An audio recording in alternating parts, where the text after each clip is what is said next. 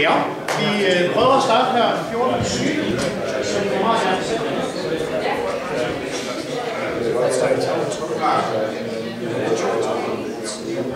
You always have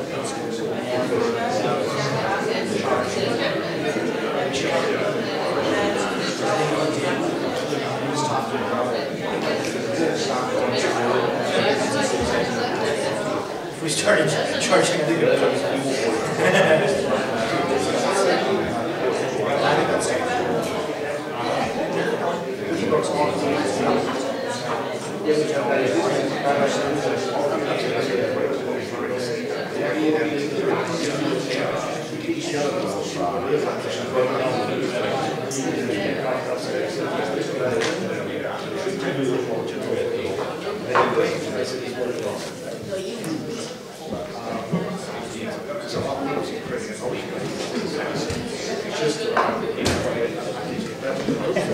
ja, kan vi ikke blive til mere?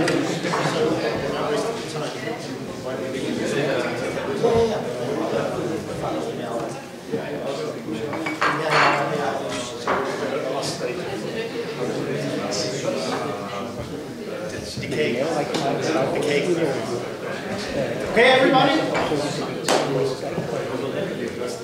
No, I mean, I'd love to do something. Please come in and sit down. And shut up. Okay?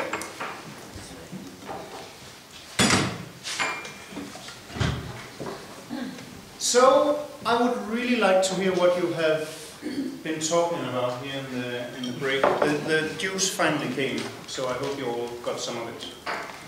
Any interesting insights you would share with Rob, maybe? Any problems or opportunities being discussed? Nothing at all? Yeah, Gitte? I took notice of one thing that Tim Spaulding mentioned, that you only get very few recommendations from library websites to log a thing. And I wonder, how can that be? And where is the library website who has really succeeded in using social data and making a community activity? I haven't seen it yet. Are we that poor of doing that? Is it because our customers really would like to share things with the library, or what's the reason for it? Yeah, I don't think the frame of mind people are in when they're in front of an OPAC is the right one, and the benefits you get from it are not the right one. I mean, if you look at WorldCat, which has traffic equivalent to LibraryThing or greater, there are almost no tags, no reviews. Yeah. Another factor would be that libraries have tended to make it about the data, not about the giving. So on WorldCat, they changed it, but until recently, you would submit your review, and they would say, well, thank you. Someone will now review your review, and they edit it for spelling, and it was like, thank you, but it wasn't here's something for you. I mean, there's a couple of really exciting things going on. So, I mean, LibraryThing for Libraries is in 200 plus libraries. So there are a lot of libraries that are using social data and using ours. Things that aren't LibraryThing are SOPAC, Social OPAC, which is out of Danbury, Connecticut, is one of the libraries doing it. And BiblioCommons out of Canada, which is another social OPAC. When the three of us get together, we have deep philosophical differences, but those two projects are living the sort of thing that I think should happen. But beyond that, not much. I'm not seeing it. And I think the great opportunity is to say that, if you could get all Danish libraries to agree on just having a simple sharing of reviews between each other, that would be wonderful. And it wouldn't, technologically, I mean, we could set it up for you, it wouldn't be that much money. You could set it up for yourself, it wouldn't be that much money. If you had that, I'm sure the Danish publishers would like to see those reviews on their website. I mean, you're within this environment where you could talk to all the people within a short space of time and really get it done. And that would be so awesome. And then it's done. Then, there aren't any more Danes. You're done. Okay. Yeah, up there. Such a service already exists in Denmark. Does it? Yeah. Just hasn't been implemented in many systems yet. And it trickles down to different OPACs and so Yeah, forth? it has opened quite recently. Excellent. But there's only 2 libraries. What is it called? Voxby. Voxby. It's hosted by BBC.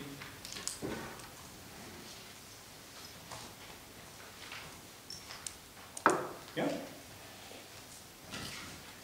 I know you have something on your post-its because I have been watching them. Yeah.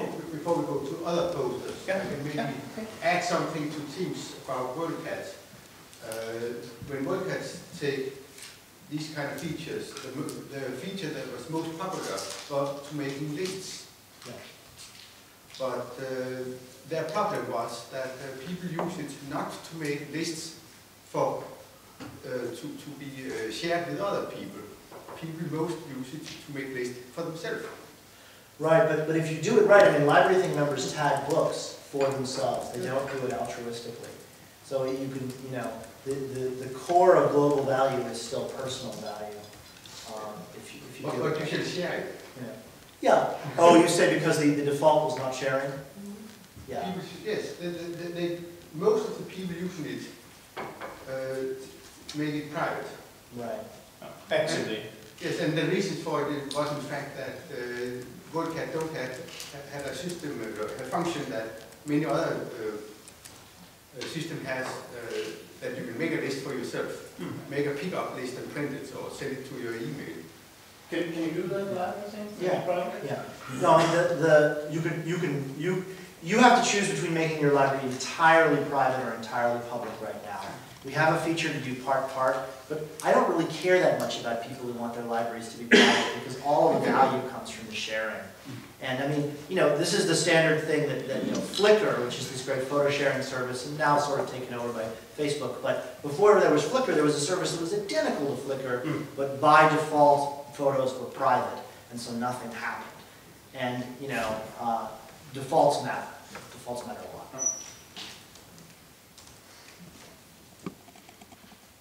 Any more comments for that? We have the technology, it's just not implemented yet. Yeah? Do you use the alert service and subscribe service too? Data from that? Is that a question for Tim? I didn't Do actually. you use alert services or? Subscribing service? Library Thing sends out some email alerts, but it's not heavy on that. It doesn't, yeah. No, I'm thinking like databases as a I'm sorry, I don't understand the question. Refresh? if it's a people subscribe for the research set up subscription for what they want to search for and so on. Oh yeah, you have a kind of a predefined search, and then you say, I want to subscribe if something new enters the system. There's some RSS and so forth, but it's not the center of the site. Okay. I mean, the service that we sell to libraries is a constantly updating cloud-based service. Yeah? I also have a question for Tim. E-books and physical books, is that the same in Library Thing? Or is it more? Alright, so I managed to make it through this talk without saying ebooks once. So here's my one comment about ebooks. Everything that I've said today is awesome and true, you should love it. Everything that everyone else has said is awesome and true. But the most important issue facing you by far is ebooks, because it will take all of the interesting things that are possible away from you. So in American libraries right now, everyone's got this OPAC, and a couple of years ago they were excited about what they could do with their OPAC. Now it's all going away because Overdrive is becoming the other OPAC. And libraries have no control over Overdrive's system whatsoever. That's an ebook distributor. It's an ebook distributor, and it's tied in with Amazon, so they're locked in. And ebooks are going in the same way. It's like you can talk forever about MARC and RDA. The next system is going to be whatever the hell your ebook provider tells you it is. And that's a dystopia, but I think it's a very reasonable dystopia. On Library Thing, we allow both ebooks and non-ebooks, but we're already, Library Thing is competed with by Shelfari, which Amazon owns 100%, by a Kindle social network that Amazon owns 100%. They control the platform, they won't let us in. It's so easy to sync books. These are going to become these vertical monopolies. And Library Thing has a niche, I think, in the physical books. But the ebook sphere is not a sphere that you can play in unless you are part of that vertical monopoly. So that's my dystopian thing. David, I'm sure you have a much more optimistic perspective. No, I wanted to say the most important thing we haven't talked about today is ebooks. Yeah. We had a conference of all the UK academic library directors called RL UK on Friday, and one of the conclusions was, watch out for ebooks. Not necessarily the commercial things that Tim's talking about, but coming from all the angles, and nobody knows what's happening, and it's much more important than anything else we talked about. I absolutely agree. My town has only one bookstore. It used to have 4. This is going to happen to you in a year or 2. Okay, I think we can have time for one last thing, so that puts pressure on your shoulders. Has to be very important now. Or funny, maybe. Anyone who has a problem or a possibility they want to share here, an idea they're taking home? Okay, that's all right. Then I would like to give the word to Bo Sanno from the SAS Institute. And if you don't know what the SAS Institute is, of course you can just browse through the commercial website. But an example of what the SAS Institute does is really behind the scenes on Expedia.com, which is a travel recommendation website. And SAS is actually making the recommendation engine behind that.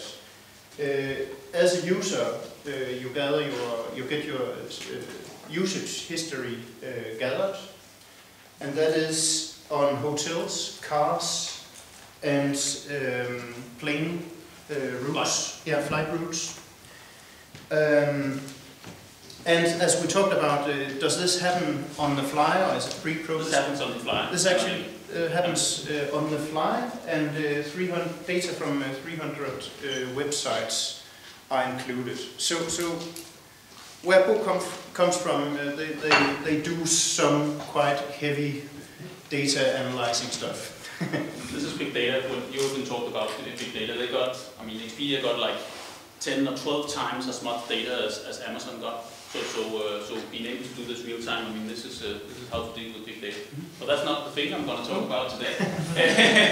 I'm going to talk about user experience, because this is what I normally do at SAS. I'm head of a group called Center of Excellence within Customer Intelligence, and that's customer processes. And this is what I do, going out to companies and telling them about how they can get better user experience. We had some questions in the beginning. I guess it was you up there, Søren, from Statsbiblioteket, who asked about these automatic models that scores people and recommends people. How often do you have to look after them? Once you set them up, normally what we see is like every half a year you will have to take a look at them and spend a couple of days with them, but basically they run. So to get started, normally if you do text analytics, all the things that that Tim Spalding was showing about. There was a lot of phrase clouds there, and a lot about ontology management and stuff like that. It normally takes a bit longer than a normal model to do better. That usually takes about 6 weeks, and then you're there. If you take a normal model, normal recommendation model, you are around 3 weeks, and then you're there, and then you can start looking after it. Normally, what you do is you're going to check performance on it and see does it perform well, and when it stops performing very well, you want to teach it to be good again. So yeah. Then you talked about the iPad at Tesco, and I mean what they're doing is obviously much more worse than what you imagine, because the thing they do at Tesco, they have at least tested in some different stores. They have body heat detectors, so they can actually look at how people are walking around in the store, and the staff there. They can either sit at the cashier and take when people have to pay, or they can go out to the shelves and put goods on the shelves. And it's always how many should you place, how many people should be at the cashier, and how many should be putting goods on the shelves. And by measuring where the body heat is in the store, you can actually calculate how many minutes will they go before they arrive at the cashier. And the guys who puts the goods at the shelf can go to the cashier. So actually, they already use user tracks, not by iPad, but by body heat. So this is a quite different approach. And also, Tim, you were talking about recommendation engines and what would be the best thing that you could recommend. What we see again, for example, in Tesco. I mean, the obvious thing when someone buys beer, for example, is to try to cross-sell them chips. But this is so obvious because they're gonna buy chips anyway. So you won't do the recommendation like that. Actually, what they found out at Tesco is that if they collect data and take a profile, so they can see young males who buys diapers for the first time, they make a cross-sell on beer. So because they know that they are now getting their first child, they won't go to the pub as often as they used to, and then they're going to bring the beer home. So this is a way to do it. And normally, now I wouldn't talk so much analytics today, but just I love a quote from Einstein which says, "People who have found the haystack in the needle, they stop searching." Who says there's only one needle in the haystack? So. And normally, if you take a recommendation from 0 to 100%, and you will score all your different books and find, oh, there's a book that's 80%. This guy, he will borrow that book. What you would do is you will make a line up here again and say, what's the probability that he is going to buy that, or he's going to borrow that book anyway? And if the propensity is very high, for example here, I mean, you won't recommend that book to him because he's gonna borrow that book anyway. And the final thing you're gonna do is, you're gonna do something called survival analytics. And I don't know if you know about survival analytics. And survival analytics is about time, which says when this is gonna do that. Because if you collected the profile of the guy and you say, there's a high probability that he's gonna buy that book or rent that or borrow that book within 3 months, then once those 3 months has passed, then suddenly you can go from this segment to this segment, and then you're gonna recommend it to him. So I mean, recommendation isn't just about one model, and that's exactly, again, what Einstein said. There's not one needle, there's actually 3 needles here to do a right recommendation engine. So.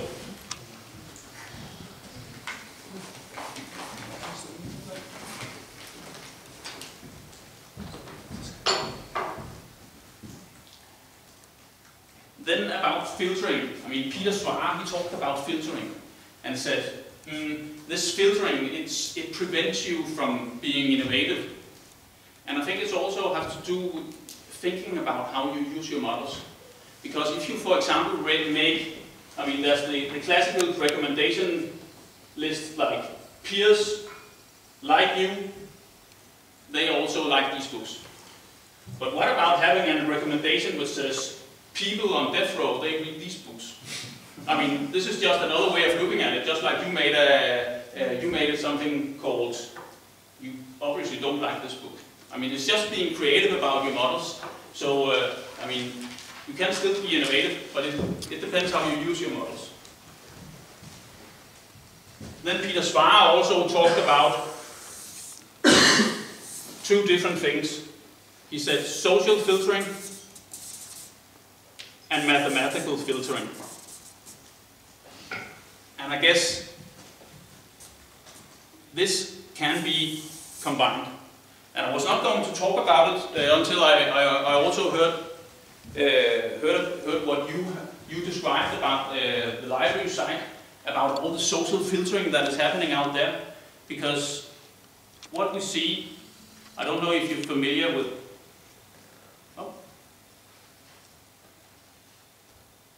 I don't know if you're familiar with social network analytics, but what you actually can do is that if your peers recommends articles, books to you, sometimes you will read them and sometimes you won't. And if we define the network that people are in, for example, the people who reads the same books or people who attends the same study class, we can start doing some mathematical filtering about who's the leader there, who's the follower, who's the outlier. And the leader is, of course, the guy who's telling other people to read a book, and the other people are actually doing this. This has been done, for example, for physicians. There's a closed site called Sermo. I don't know if you know that site. But there you look at what physicians are recommending each other to do. And we listened in on that site and made a social network analysis and actually found out that it was some of the physicians which you could say were key opinion leaders.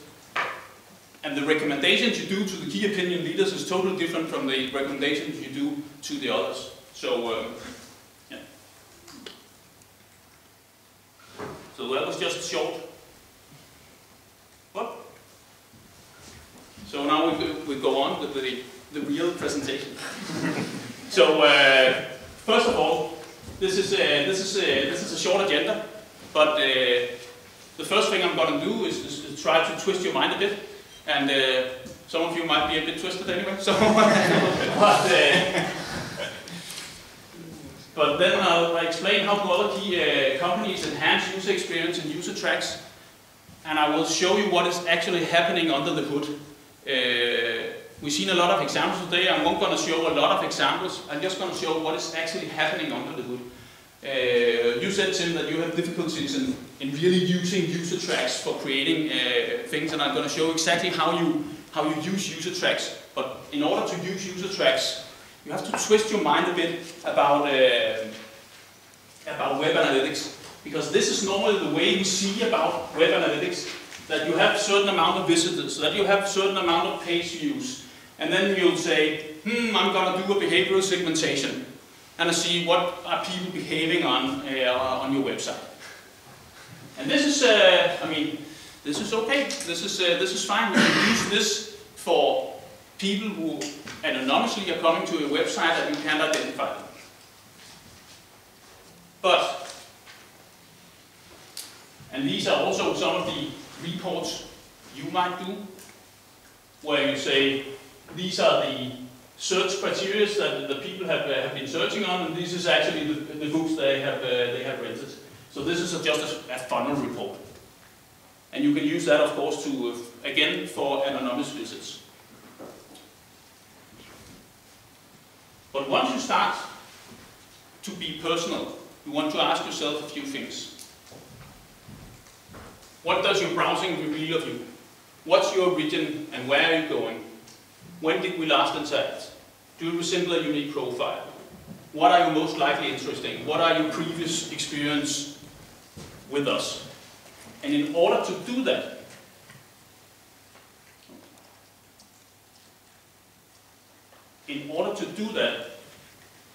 you have, and here's where I want to twist your mind a bit, you have to look at web statistics in a totally different way.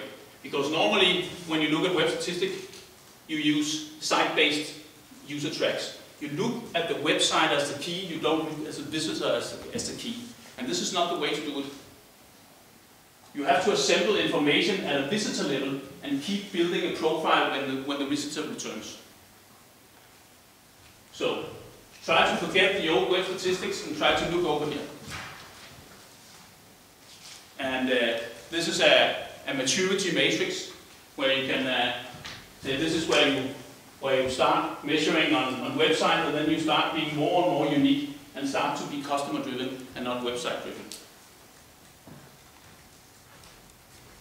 How many of you are down here measuring just Google Analytics, normal web statistics?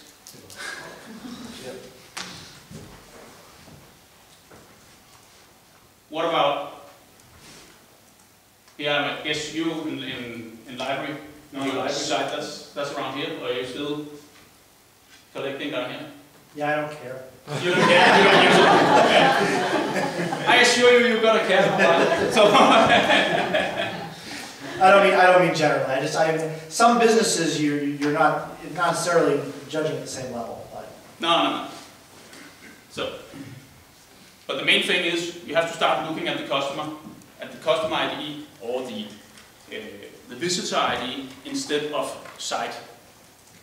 And I hope everybody's clear on that because then otherwise we can't continue.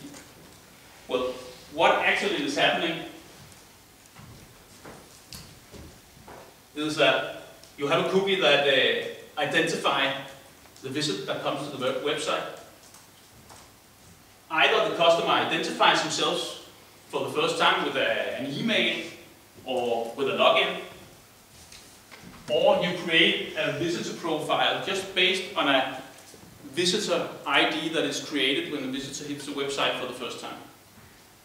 And then when the customer identifies himself, you can combine these two, so you can see all the browsing this guy did in the history. You can combine that the first time he logs in, or the first time he reveals his email. Of course, there's a lot of legal stuff around this, but I have done this in Denmark, and I mean, you need to formulate a legal at the bottom of the website to tell the visitors that you actually are collecting, and you're using it to enhance user experience on the website, and you won't give this information away to third parties and all that, and then that's enough.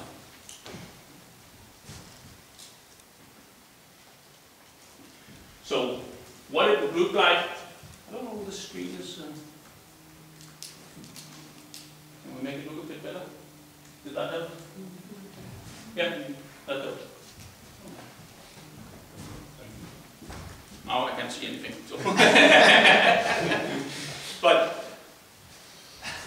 But here we got a website where you start collecting the session information, and you start collecting the real-time information and the historical information about where this visitor has gone. The visitor starts to click around the site, and then you start filling out some more things about the customer. Like, he comes from Google, and what browser does he have, and this is the first visit. And then in the end, down here, suddenly Rita Kaiser arrives to the website and gives in her email, and then suddenly you can connect that data to her customer profile. And then you can start making a lot of different recommendations here, not only based on the user tracks, but also based on all the other information you have. So, I'm going to show you in a little while how this actually works. So, this is again, to sum it up, a maturity matrix, where we look at first a customer ID and session, then maybe we get the email, we can do some more stuff, then we get the user ID, we can do some more stuff, and then we can start to analyze on that and maybe do some customer segment. It depends on the data, how much of the data are you allowed actually to use for the customer. Legal is of course a great issue, And some of the data you can reveal by a certain segment, and some of the data you can reveal on a customer level.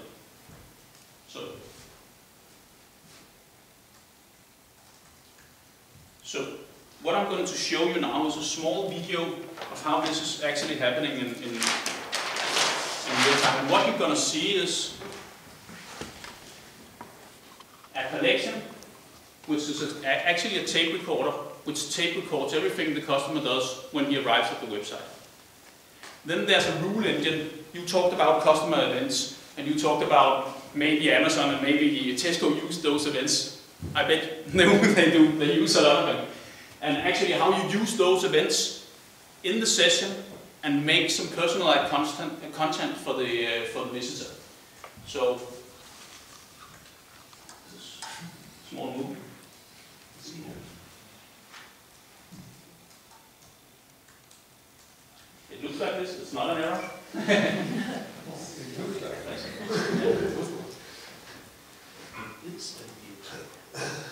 Yes. I have to click the button here.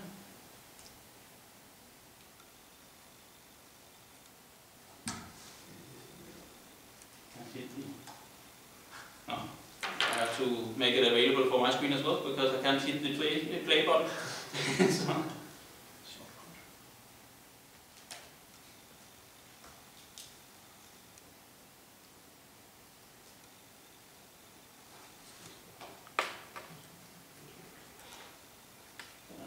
Maybe it's available in the file. Yeah. Oh, okay. Yeah.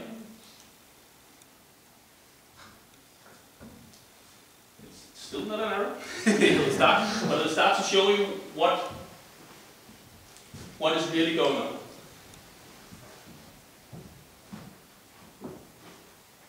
So I'll let you read if I can keep my mouth shut. I don't think that's possible, but.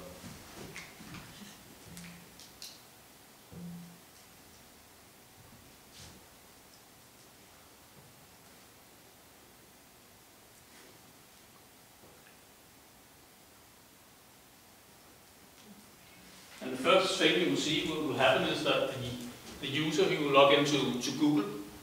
There he will put in a search string, and that search string is immediately available in the Web Analytics tool to start to act on. And then this guy, or girl, she's actually called Alison, she will start to click around the website, and you will see the collection, and you will see the event triggers, then what the individual content will be displayed to Alison.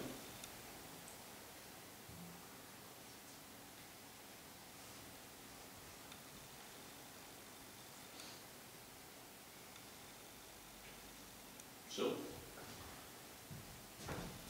at this side there's the website, and over here is the collection where you can see the collection is happening.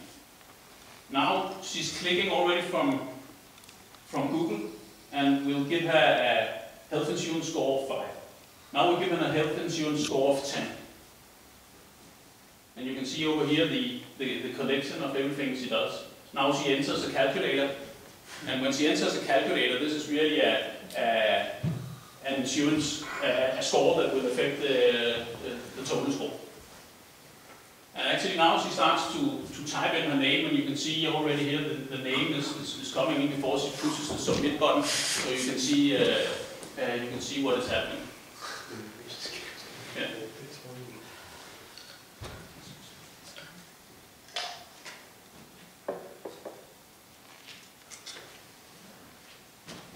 And now she starts to log in, and we put a black box over there so you're not allowed to see her log in.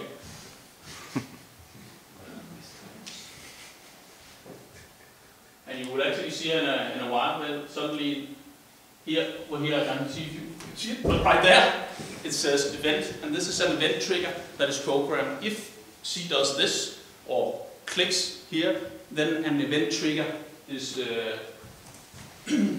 triggered. And what the event trigger will do, like here's the event trigger, it will send out a web service to a workflow engine that will collect data from a lot of different data sources and return an answer in milliseconds to the website.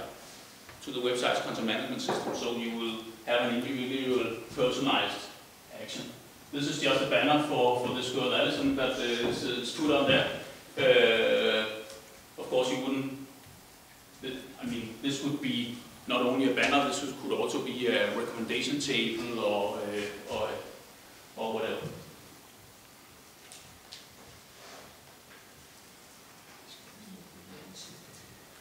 And then what actually is happening behind the scene is here we have a workflow engine, and once there's an event trigger on the website, it will send out a web service and says, now I got the web service and I will get the customer data and see, is this a known and anonymous visitor, or is this a known visitor? If it's a known visitor, we will check its status in different databases, and then we'll give an answer back. And an answer could be a recommendation, it can be a next best offer, or whatever.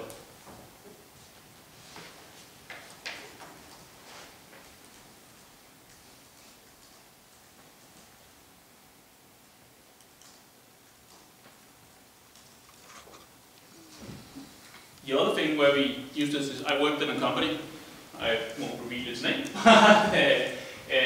where we did this, and it had really tremendous effect on the user experience. We could see when a user hit the website, we could see what he was using, I mean, it's not ordinary. It's not. I mean, normally people will come from a search engine to the website. Normally, like 40% of your visitors will come directly from a search engine instead of writing your address in the URL. In this company, it was around 80% that came from Google directly to the website. But you can see here, the 8th of September, this guy spends 10 minutes at 8 different sites. The 8th of September, later that day, he'll spend 6 minutes at 5 different sites. And then he'll spend a lot of time the 10th of September. And then again, the 10th of September, he uses less than 10 seconds. And the 10th of December, he's using less than 20 seconds to back up the decisions he made. And actually, the decision he made is that the 10th of December, he uses 30 minutes at the website. This is a financial website. He reads 32 different pages, 11 of them in a longer period. He searches 2 times on the site engine for pension and early retirement, and he uses the calculator 3 times, puts in residual value for 4 million, disposable funds for 1 million. We still don't know his name, but we are able to personalize an offer to him on the website like that. If we have the event, if we set up an event trigger. So when you start to look at the user tracks of a single user, you start getting ideas of which kind of events can you actually create. Some of the events, I mean, like you have to know where you're going, otherwise you can go anywhere. So,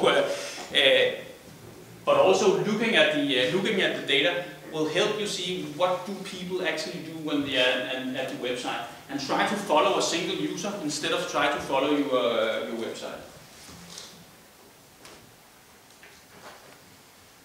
So this is some of the these are some of the things that you could possibly set up for this guy.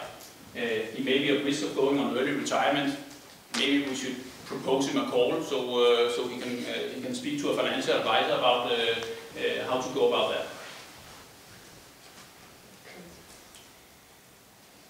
Another thing is recommendation process. We already talked about recommendation processes for different libraries. This is for a broadcasting company, where we see here the most watched movies, and here you might like these. This is just traditional stuff like we've seen earlier today. But what I put in is actually, how is this done? This is just simple rules. There's no really hardcore analytics in this example, but it's highly efficient. I won't read everything for you here because you get, of course, the slides so you can read it. But this is just a flow that tells you how can you easily set up a rule based on your user track data.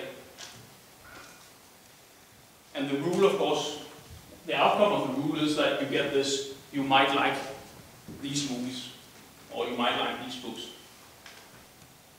So, I won't go through all of them, but what the main thing is that they did a control group, and then we had an uncontrolled group which actually got the offer, and we could see that there's an uplift of 5.19, which means that if you just use regular, most popular movies, you will get around 5.1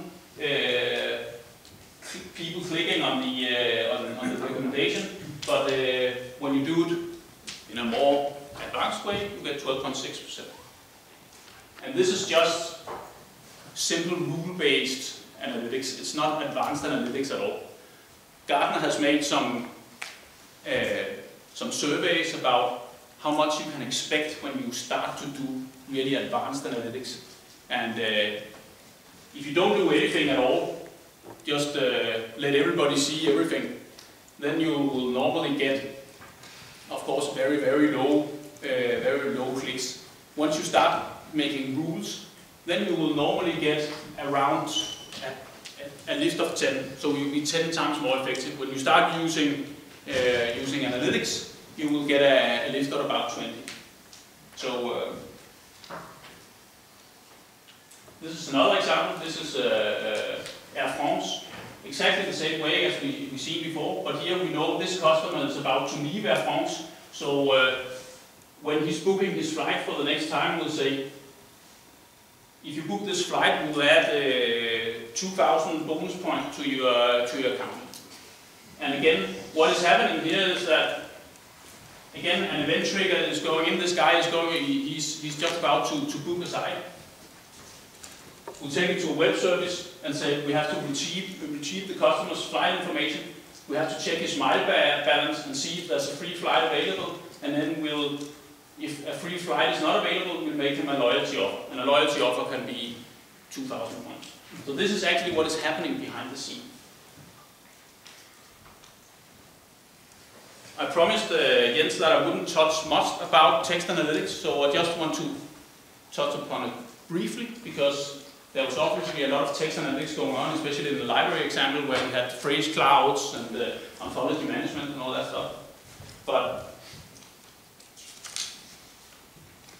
again, for the ones of you who doesn't know a lot about text analytics, we can bring in the data and try to categorize it automatically.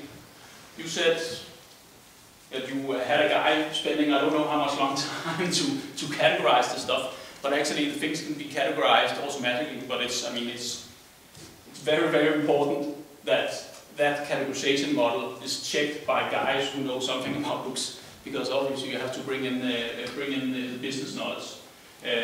But this is, you take a lot of documents and say that this is about swine flu, which are the concepts, persons, location, dates, and measures that is connected to the topic.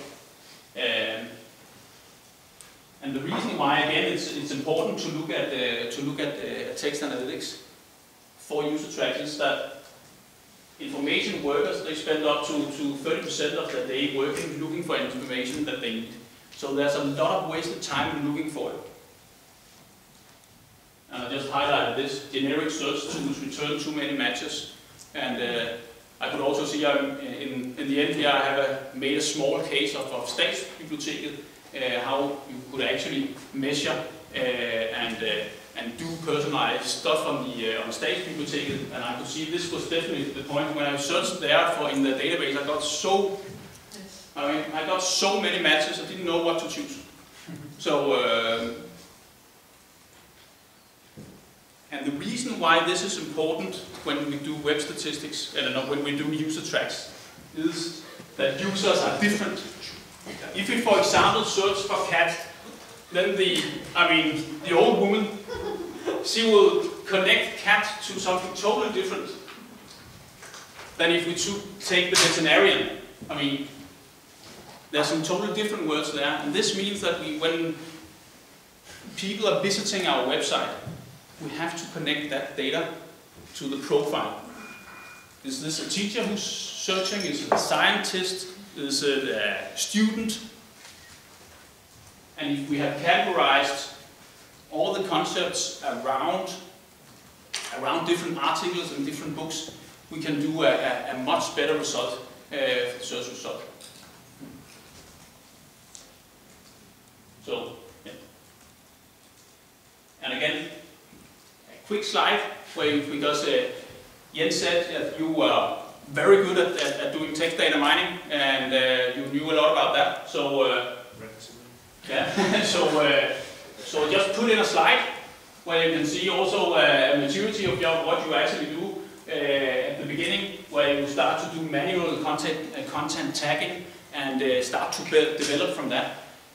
So you can read that. So I just included that in the slide deck. And then spent like 3 more slides about what a thing called content categorization actually can do. Do you all know that natural language processing? Somebody who doesn't know it? Okay.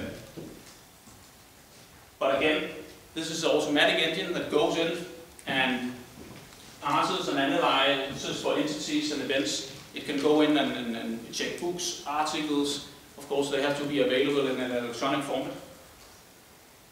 And that really reduces the amount of search matches for you and creates a very sane search results.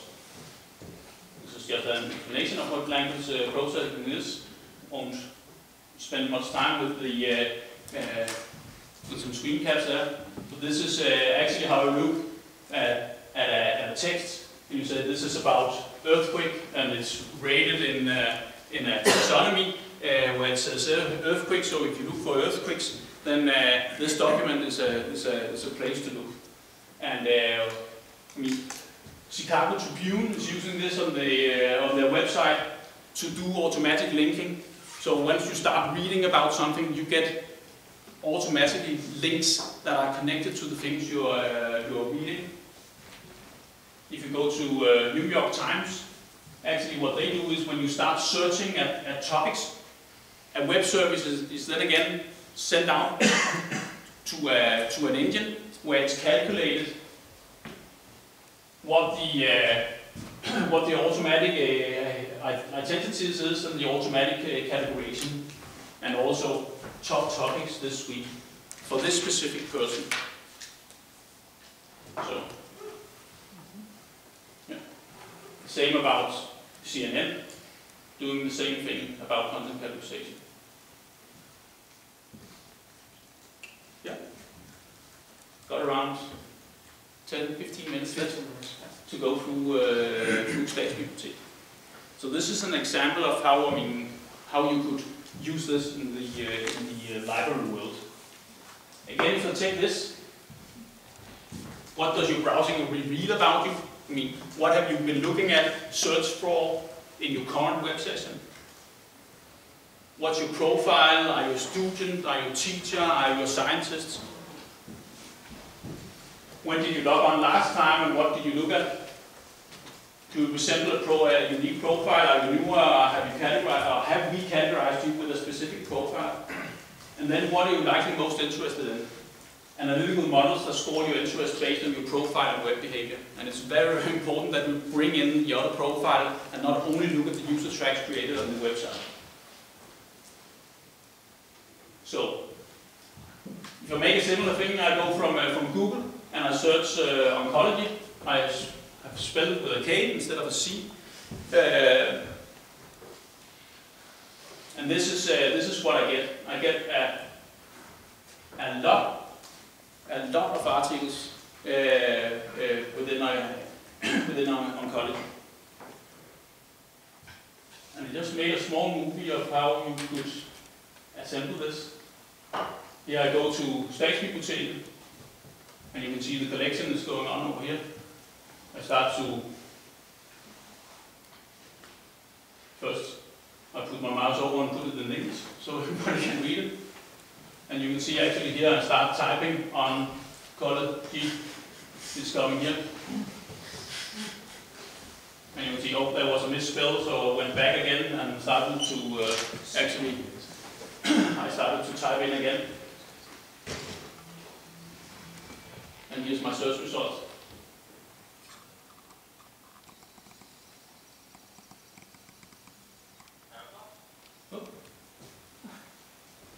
And you can see actually this is the, I haven't clicked on the article, I just took my mouse over it and immediately I didn't see if it reacted on that you took it over a hyperlink. So sometimes people are browsing on your website just using their mouse. And then they're just doing like this. And it can reveal a lot of things about the user experience on the website. If people are staying on a page for a very long time and then taking their mouse up here and down here and they can't find their way. So this also creates like that. And again, if I take this, I use a web service again to say what actually happened on the website.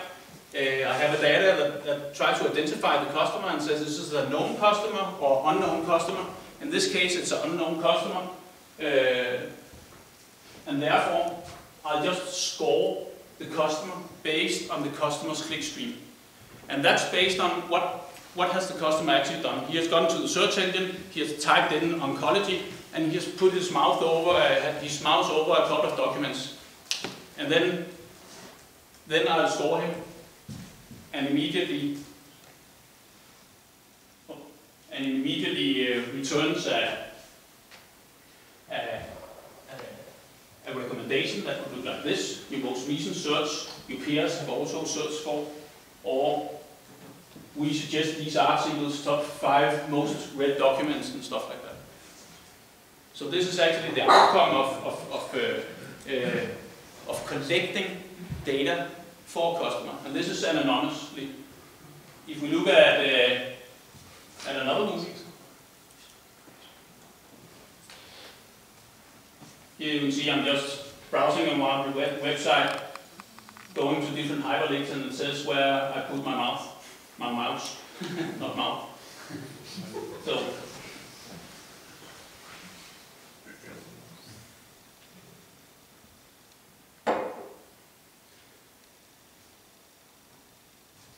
and I click on the journals, and there's nothing there for me. So I'll go back to the main page.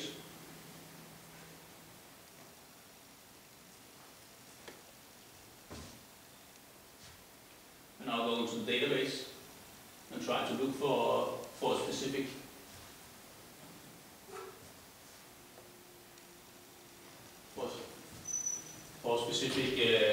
article, and I click the article. It's protected.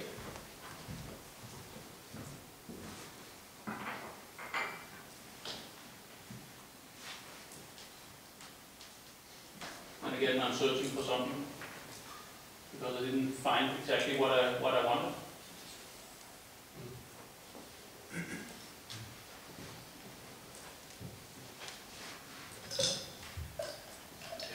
No, there was nothing there.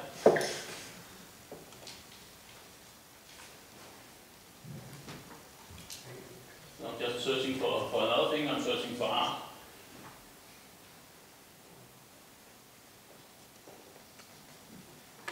You can see here that I typed in art, and then I go to a document that is protected.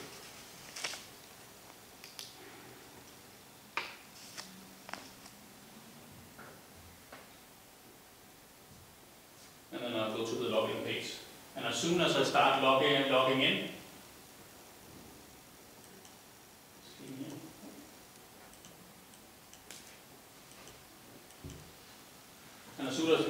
in, I can start to connect that login data to my profile and make an even more relevant recommendation once I've logged in. And again, before we were looking at this stream, an unknown visitor. Now I've logged in, so immediately we know that this is a known visitor, and I get the customer status. and I score the customer. That could be a concept list based on test analytics. This could be suggestion from an analytical model based on profile, clickstream, and peer behavior.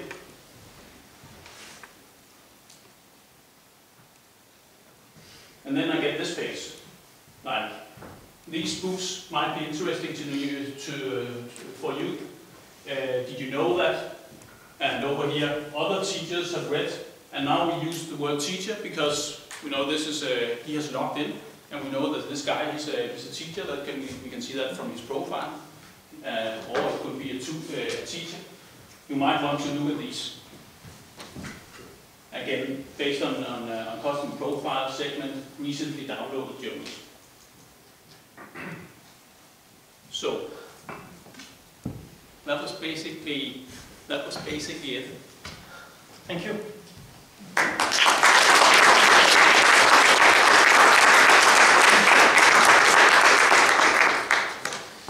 Thank you, Hugo.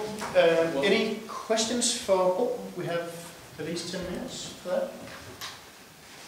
Sorry? The monitor thing you had. Yeah. How does that work? Is it installed on the client? No, actually what it is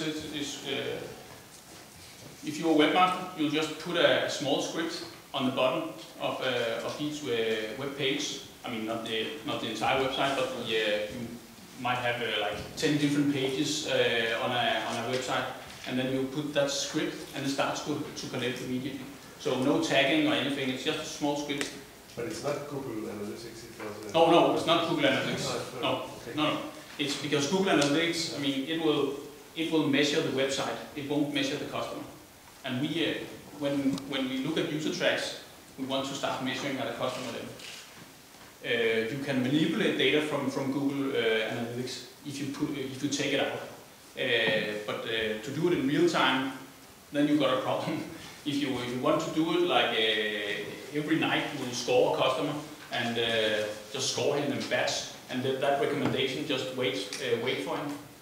Then you're okay with Google Analytics because you can look at IP addresses in Google Analytics, and normally a person will come from 1 or 2 different IP addresses, and immediately you can recognize, now this IP address appears again on my website.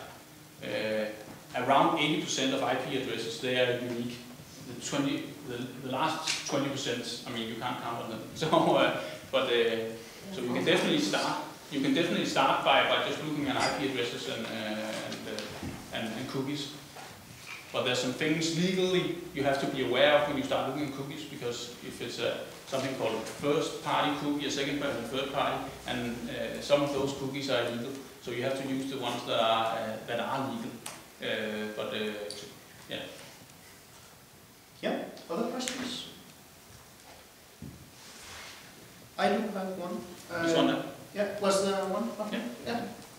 The usage statistics must also reveal a lot of user experience problems. So it would be really nice to take all that data and just see. You can see some characteristics that people are going around with the mouse. That must mean something. And can you use that data?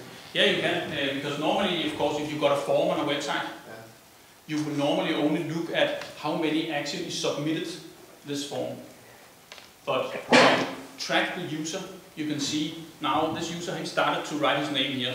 Oh, then he erased it and found out that he actually should write his name here, and then he started to write here. So actually it took him a while to do the form, but he finally he clicked submit. But you can see other users who try the same, they will fail, and you won't with a regular tool where you just go for the website, you won't see those things. So Is a part of the user experience also to eliminate dead ends? It seems very much that you use user tracking to eliminate that the user doesn't know what to do next. Yeah, of course. If you spend time on a website, for example, you look 15 seconds or 25 seconds, and actually nothing happens, then you can put up an event trigger that says make this recommendation to the customer. So the customer looked as if he's lost, and then immediately a web service will go out to the workflow and find out what's the best thing I can do for this customer right now. Let it be a service recommendation, or let it be a recommendation of a book they should borrow, or a book they should buy, or a certain blog or forum they should enter, or yeah. Yep. This really, I must admit, this seemed like rocket science to me actually. It was really advanced in my view. Don't you just drown in data when you collect all this? Do you really need that much data? I mean, again, that's where the analytical model comes in. I mean, because you have to analyze your data, and I mean, statistics. What statistics is doing for us is to take a large amount of data and let us have a grasp of what is going on here. So that's why you have to combine it with analytics. You know, and you could also see the flows here. This is an analytical model, a mathematical model that will score the customer. So no setting up all different kinds of event rules.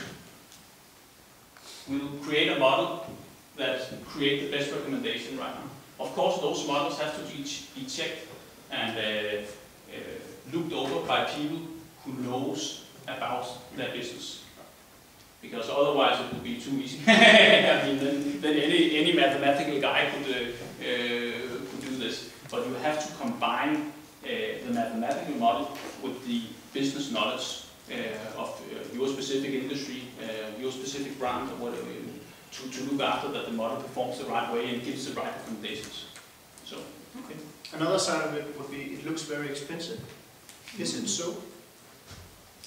It's also always something called value. There's also a value thing there. How much value does it create for you?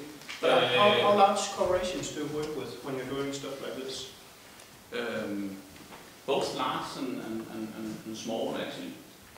Some of the very small banks in Denmark are using this. And I mean, a company like Walt Disney, who is really, I mean, they do a lot of text mining and are very advanced in modeling. I think they must be some of the most advanced people in the whole world. They're doing at their resorts, at their websites, and at their hotels and everything.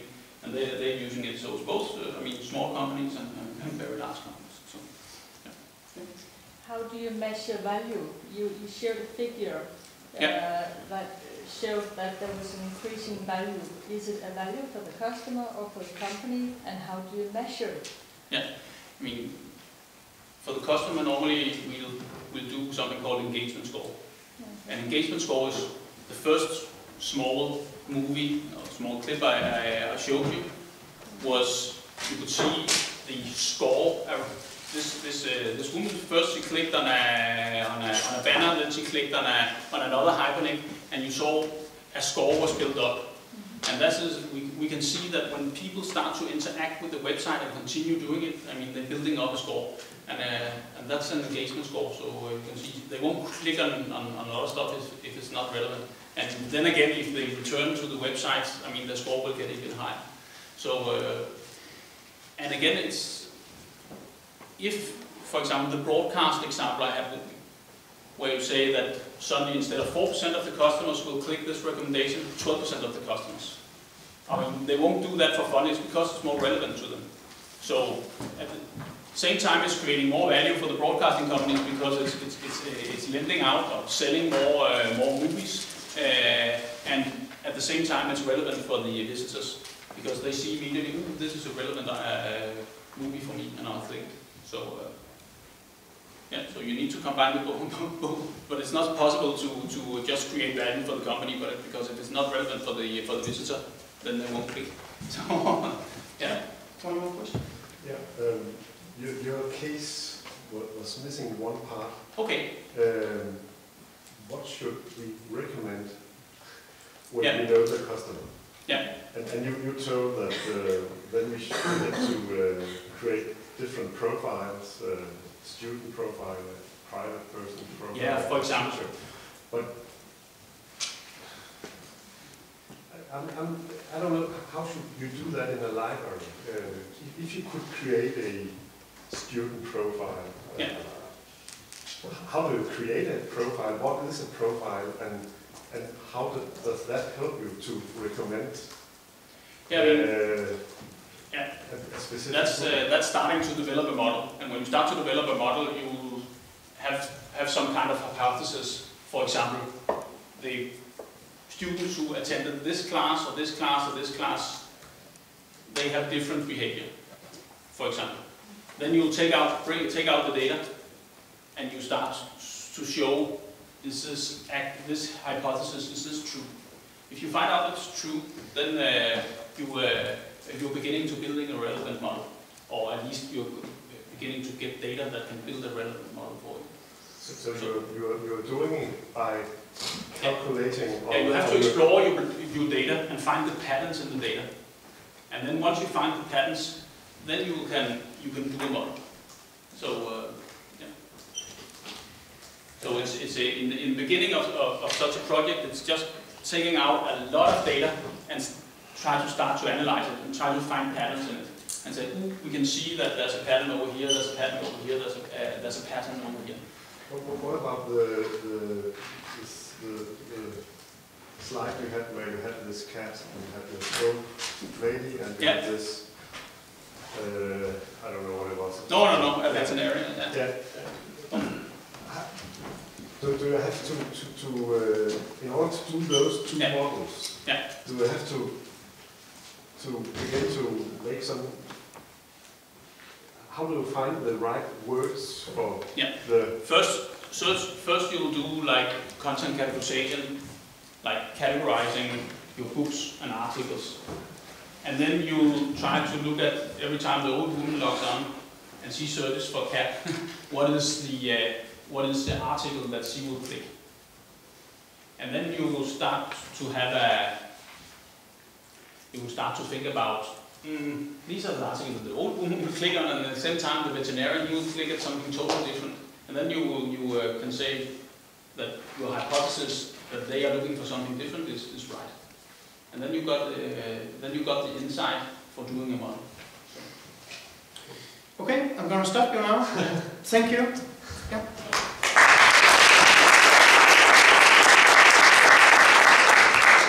Okay, we are about to